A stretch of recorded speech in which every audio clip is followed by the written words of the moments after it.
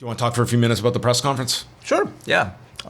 So the way these are set up, if you didn't watch the press conference, they had just a handful of talent put out in front of the media. We had Austin Theory, followed by Edge and Beth Phoenix. Paul Levesque came out for a couple minutes, and then Sami Zayn was at the end. I thought Sami Zayn was the most interesting one, and the results vary on these.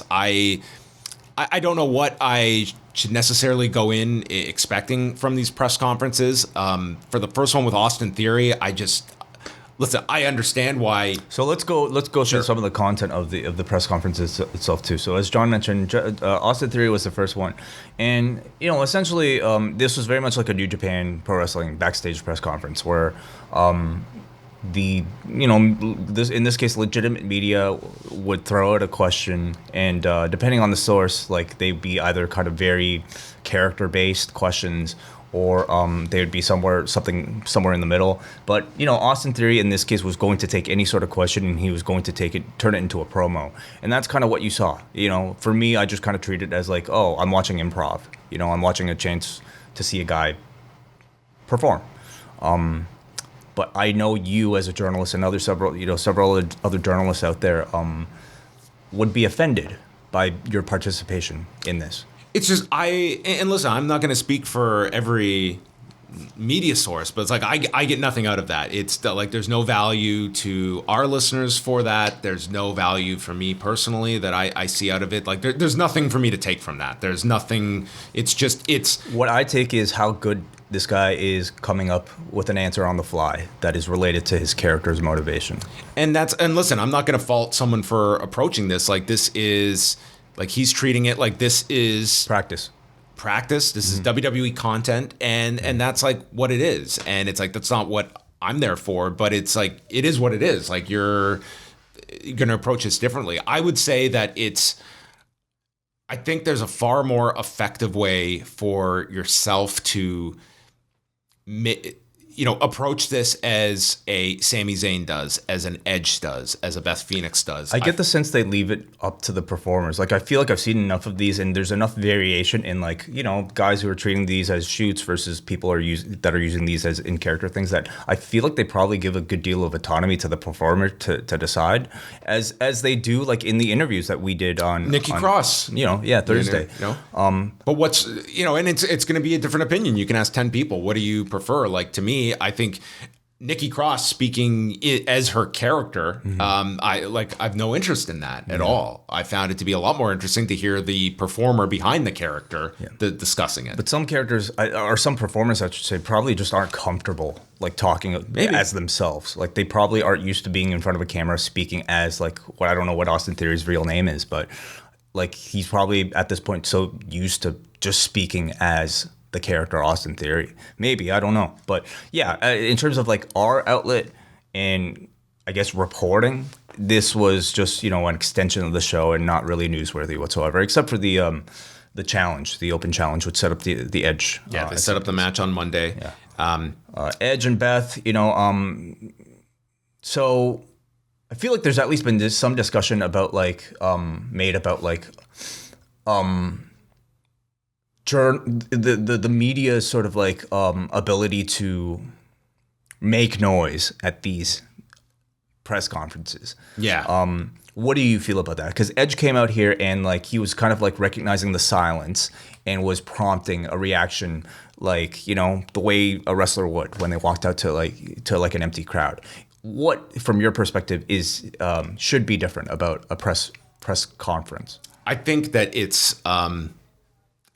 I think that you are not there to act like a fan. You are not there to be. And listen, this is, I think, as much like the performers should not be. They're just trained, and they have no idea. I've been to so many WWE press conferences where they have come out, and it's like they are literally calling for that, as like Edge was, and it was just it's not the media's place to be cheering or to even have to be like clapping and applauding. Like we are there to do a job. So it's like I'm not participating in that. But if like others are, There's a range of media in wrestling, I would say. A lot of them are like, more hardline journalists of your variety, but a lot of people are just coming from this to this as like fans and probably aren't as like, well versed in like what the etiquette should be of an actual journalist, and maybe they don't even care to. Yeah. Learn. It's listen. There are going to be a lot that don't take this stuff as seriously. Maybe I take it too seriously. Like that's people can have that opinion too. But I think like it does. There's a lot of serious topics that you can cover in this, and the fact is like, how many opportunities do you get to speak to a Paul Levesque? Like for me, it's like this is it, and it's 3 questions, and I didn't get called on, which is fine. But I'm not going to feel bad that I'm asking a more serious question, because it's like they don't make these people available for serious stories, and then hey, we'll do the circus in this time allotment. Yeah. This is all to say that like there's a wide varying range of, I think, expectations and answers and even questions when it comes to these WWE and maybe even AEW press conferences. And it's because wrestling is weird. This press conference was weird, but that's because pro wrestling is weird. And especially when you're trying to, talk to people that are sometimes talking as their real selves and sometimes in character. But typically, I felt like this tonight was very much dictated by the performer, whether or not they were in character. And Austin Theory's was, but everybody else seemed to not be.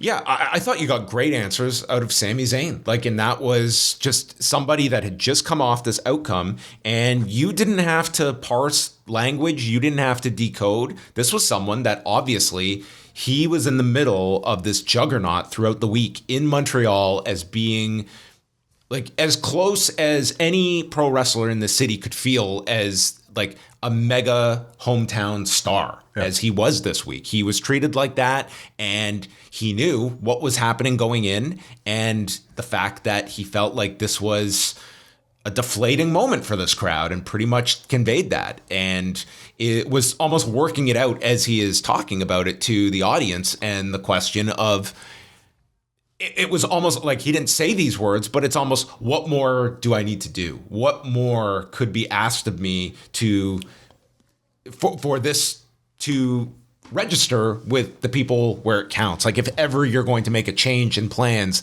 did I not present enough of a compelling case to do so? Because what more could I have done? What more could the city have done? What more could we have drawn for this show that ultimately we had a plan we were locked into? And did we squander something that was incredibly built for these 2 nights? That this audience, you don't get a crowd like this every month. You don't get a crowd like this all that often. And did we reward this audience for what they invested in? Yeah, I perceived it to be an incredibly like genuine response, like straight from the heart, like not even really thinking about it, because this was a man who had just been through a pretty like special, unusual week that had just moments ago ended. And so he just pretty much said as much. He felt very strange, and he felt very strangely detached. And the word of the night for him was, at least in this press conference, was strange.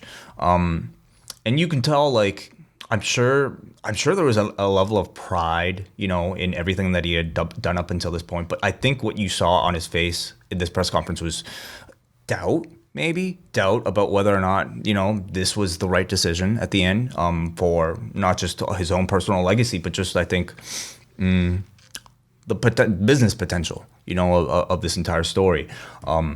So I mean, the weird thing about wrestling is that, like, through every response, real or fake, you can assess whether or not you like the person more or like the person less. And I think an answer like this for me just kind of continues to build my desire in him as a fan to want to see him win that championship, seeing his disappointment here.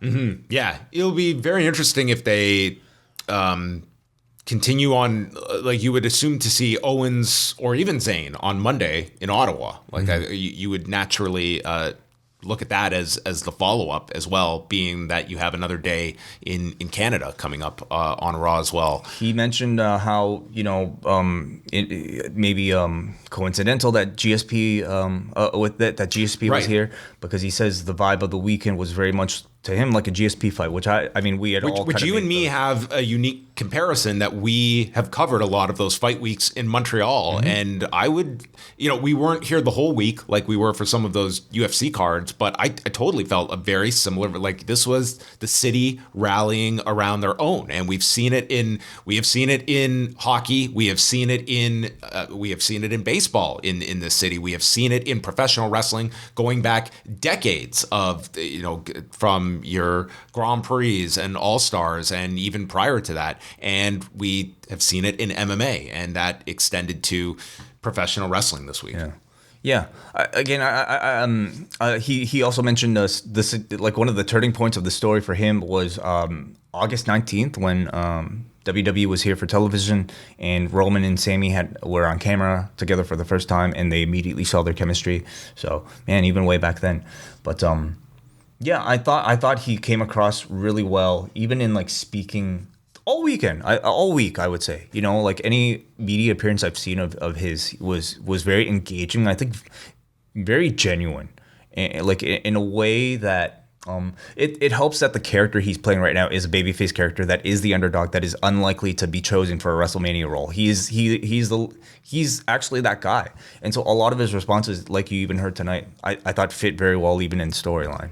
He was like he was the guy this week. He was the guy called upon to do all the media, and he did it. And just what we got to see up close and the time he took with people, and I mean, like he hit the ground running, and he knew what he was in store for this week. And from all accounts, like did a very effective job promoting the show and taking all that on this week.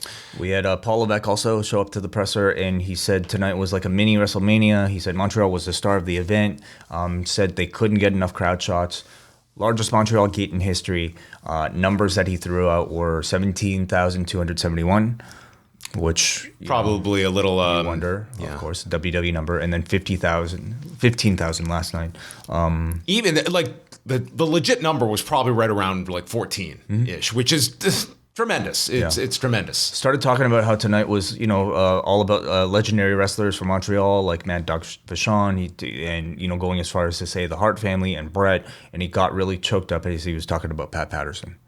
Yeah, he brought Pat Patterson several times, and just gave a lengthy speech at the beginning, and then he took a couple of questions. It's like 3 questions. Yeah, it was John tried, but Brandon Thurston did get in. I was very happy that Brandon got called upon and asked him about the sale, and I mean, he kind of punted on it. He was not going to give anything. I was glad he was asked of it. He said he tries to stay out of it. He did say depends on who. He did say depends on who buys it. Because that is interesting. But and he says he stays out of it. He did not want any quote maybe assigned to him. But I mean, it's a major question when you look at the fact that is a buyer like Paul Levesque's commitment to this company under a new ownership is very key to this company moving forward. And if this that will be if this company is sold, and for now he can get away with I'm not going to play what if games because it hasn't happened yet. But if the company is sold and it's either we want this structure in place and we want you heading creative, or we don't want you heading creative. Does Paul want to do it in a different? It's no longer the family business. It's now owned by a major media conglomerate, a Saudi Arabian investment fund. It's a different company. And how does he fit into that? And does he want to fit into that? I mean, unless there was significant intervention from a certain father-in-law of his, I wouldn't see why anybody wouldn't want, Levesque to continue to be in charge of creative. I mean, from all accounts, critically, I think that, the show has been better. Business has been just as good, So what reason would somebody have?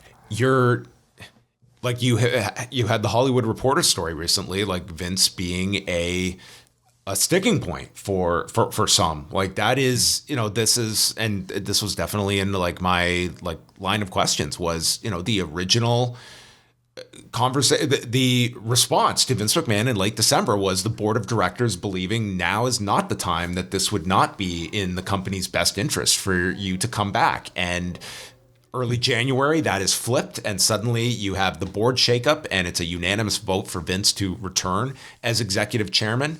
How has that been met with those within the company? That'd be an interesting question. What has the change been for Paul's professional relationship with Vince McMahon since he's back as the executive chairman? Is he leaning on you during the sales talks? Is it church and state between you two that he is handling this and you are on the ground producing the show? Like, is there less conversation about business between you two right now? But anyway, yes, the stock went up as Vince came back in and you had the thoughts of a sale. But if Vince McMahon is going to price this thing beyond what a lot of companies are willing to spend, if Vince McMahon is holding back others from feeling, do we want to get into this business? If Vince McMahon is a turnoff for us, was it ever an idea of Vince McMahon coming back? Should we address the elephant in the room in a more public fashion that does give us, like, that we wholly do not condone, like, what has happened here? Will that affect people in the wholesale talk? Like, there's tons of questions that you can bring about it, and Paul Levesque is very much in the middle of all of that. Mm-hmm.